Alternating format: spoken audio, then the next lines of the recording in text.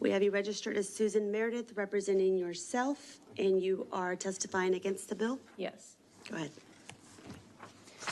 The main thing on that paper is a graph that I want to point out. I'm here as a knowledgeable ratepayer. I worked as a consultant for an utility scale energy storage company.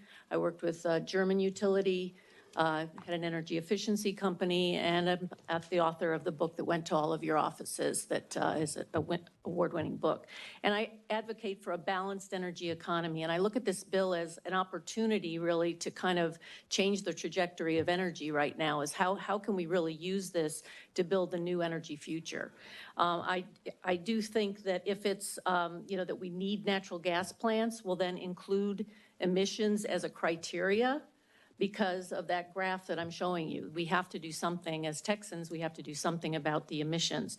I look at cost, reliability, emissions, opportunity, and Texas leadership as criteria. I love that you're doing criteria in this. So put emissions as a criteria and the speed to implementation, the turnaround time. And energy storage needs to be in this bill for so many reasons. If it's about reliability, it's for load balancing, for grid operators. It could be located in all over the state so it's not affected by transmission. It can, enable some non-dispatchable into dispatchable. It can be used for load leveling during peak demand. Energy storage is like the savings account for emergencies. And you could have lots of little savings accounts all over the state, which also helps opportunities all over the state. So, I'm a business person too. I love, the stuff you're talking about. And what I look at, having developed new businesses, new products, and new services, the early stages is when you need funding. And so if some of the new technologies, the gas plants, whatever, geothermal and hydrogen are technologies that's where some of this money should be going to. Thank you. Any questions? Representative Turner? Thank you.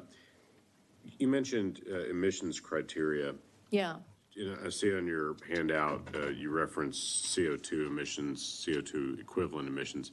Is that what you have in mind, or are you also speaking of other emissions, NOx, et cetera? CO2 equivalent that's how it's handled. Like, how do you have a common a number to use? And so there's a way that like methane, what does that become is an equivalence in CO2. So that's what that is.